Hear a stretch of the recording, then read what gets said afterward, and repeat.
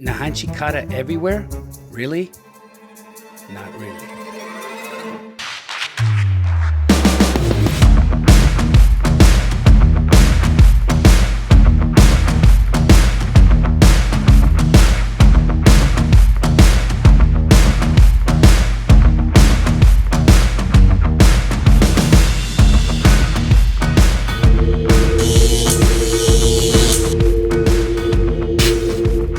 Hey guys, welcome back to the channel. Ooh, I got some facial hair this time. Anyway, if you guys remember a couple of videos back, I demonstrated a Pinan Sandan front choke defense. Check it out.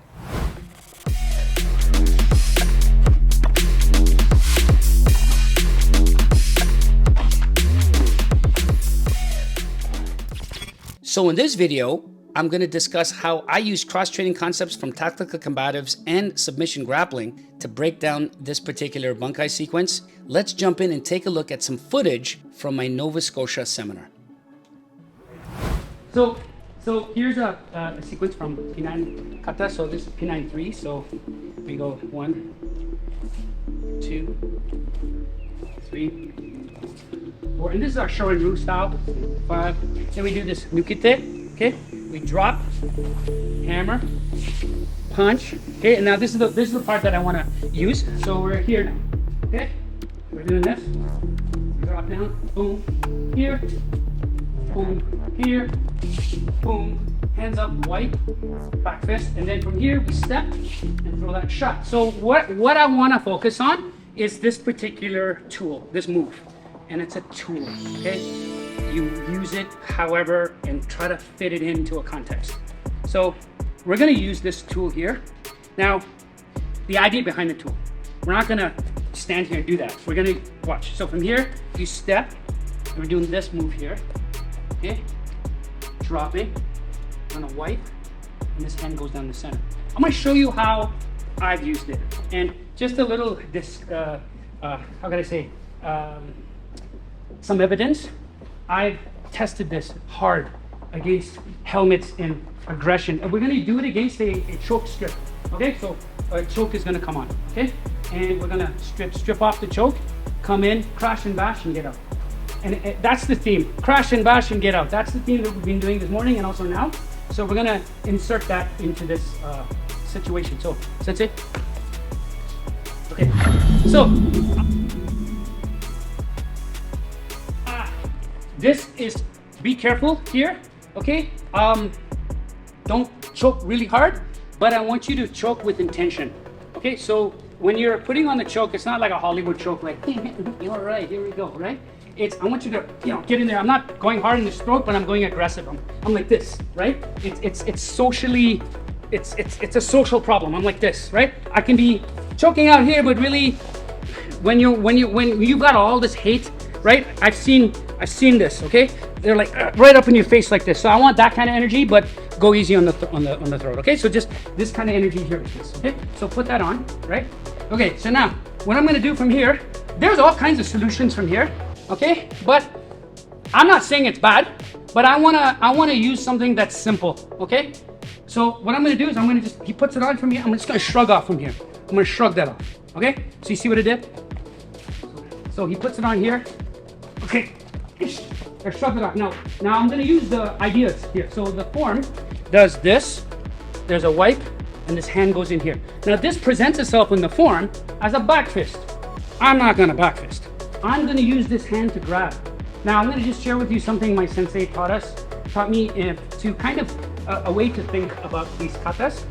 Anything closed fist can be open hand, and anything open hand can be closed fist. So when you think about that, you've got this variability in your application base.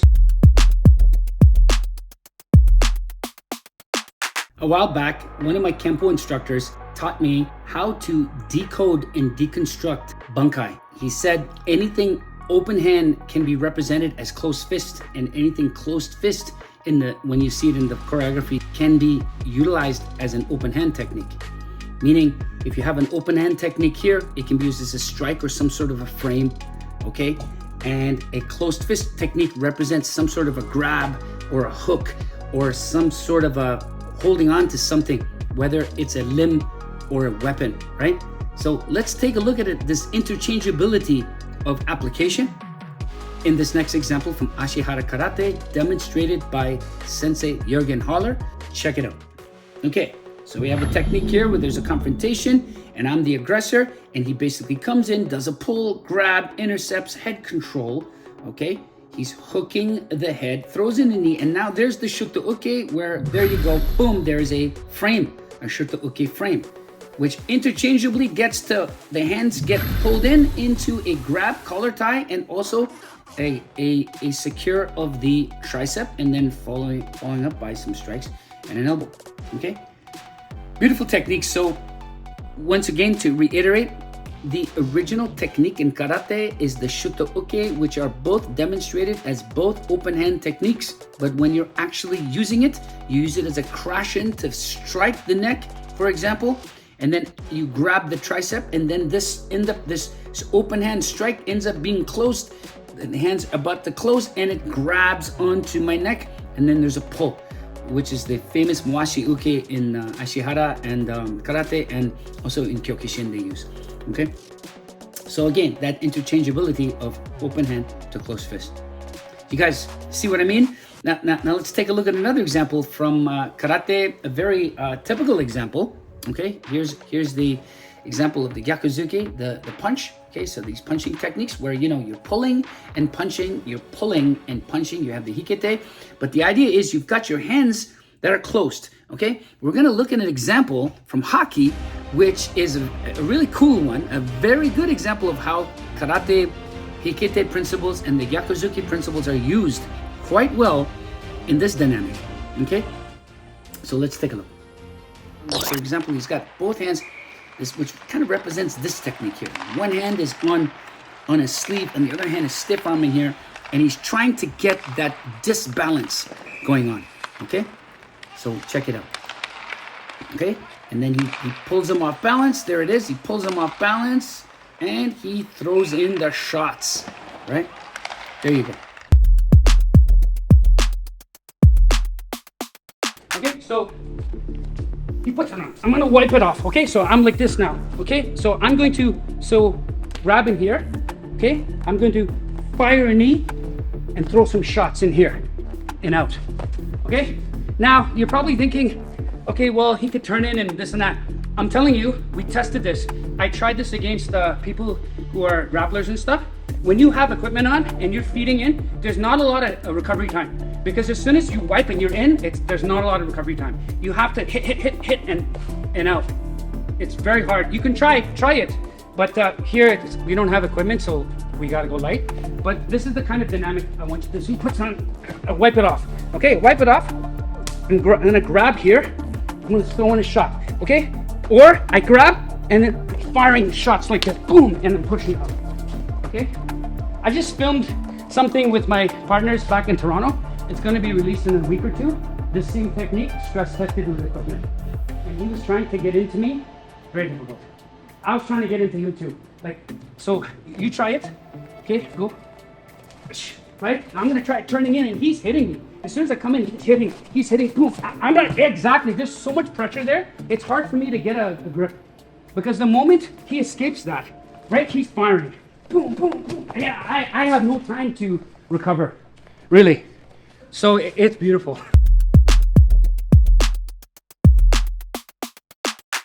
Hey guys, so a while back we recorded the Pinan Sandan Bunkai and we stress tested it. If you've been watching our videos, this is repeat footage, so my apologies. I wanted to make a point here that the test case over here, it was very difficult to overcome the pressure. We got a lot of criticism about that kind of stuff. You actually have to do it to understand it. I don't mean that as a slight, but you actually have to feel it too, be on the receiving end. You have room to recover. Well, the way I look at it is I'm trying to get towards you. And if you move my hands, I'm seeing red. I'm trying to get back and fight you to get back up. But because you've placed your hand up there, I'm fighting that. By the time I get up here, you've already hit me. You've already struck me. I'm gone. And you tried to recover. Oh yeah. And I did the same. We took ideas from urban combatives, for example. We also stress tested it at our MMA clubs. And that blitzing forward motion, once you grab an attachment, is very difficult to resist. We're always getting informed by tactical combative instructors, law enforcement officers, and you know, that's what Karate Unity is all about. It's a collective. We are testing and checking and discarding. Next up, you're going to get some further validation from Lee Morrison, who's done this exclusively. There's a strategy called Blitzkrieg, and it's a strategy that's based on warfare and criminality. And the stuff is validated, the stuff works, and check out what Lee has to say on the top. Hit, attach, repeatedly hit. This is the principle of Blitzkrieg. Understand where this principle comes from. It comes from criminality and it comes from war. That's where it comes from. But what they've actually just employed is an overwhelming assault that was impossible to retaliate or recover from. That's Blitzkrieg. And then gone.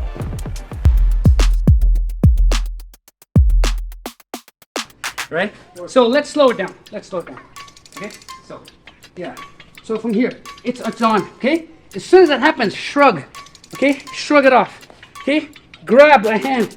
Grab in here. Get that grip somehow. Whether he's got a gi or no gi, just grab something. Crash in, throw in a low line, boom, hit, and open palm strike too. Open palm strike, bam, bam, and get out. Right? Gives you time to get out. Okay, one more time, really slow. So, here, shrug, and off. Okay, so, here, shrug, and get out. Hey guys, so next we're going to look at the Pinan Sandan choke strip off and some connections to combat sports and tactical combatives. In combat sports, they have this thing called a shuck off, in particular in wrestling and in submission grappling. Eric Paulson's going to demonstrate this along with some wrestlers, and we're going to look at some tactical combative examples where they're doing a choke strip as well from Mikael Mulder and Urban Combatives and Fred Mastro's Combative Silat. Check it out. Shrugging off the collar tie is the same as a shrugging off a frontal choke. It's good to learn from these combat grappling art sports. Check it out. So head is tight, using head control and the shoulder and getting grips. Same over here, using the shoulder as a lever. Excellent examples. The reason why we took a look at these examples is, in my opinion, they're athletic, they're functional, and they're stress tested under all kinds of conditions. And these are great examples to study and insert into your traditional martial art game. I really think that we can learn from sport and combatives simply because of one reason and one reason only. It's functional. That's it. Let's move on. Everybody got that? Shrugging up. Now you've got tactile sensitivity here. Okay, from here, I'm gonna crash in, grab. If you've done chopping arts, you've done these kinds of things.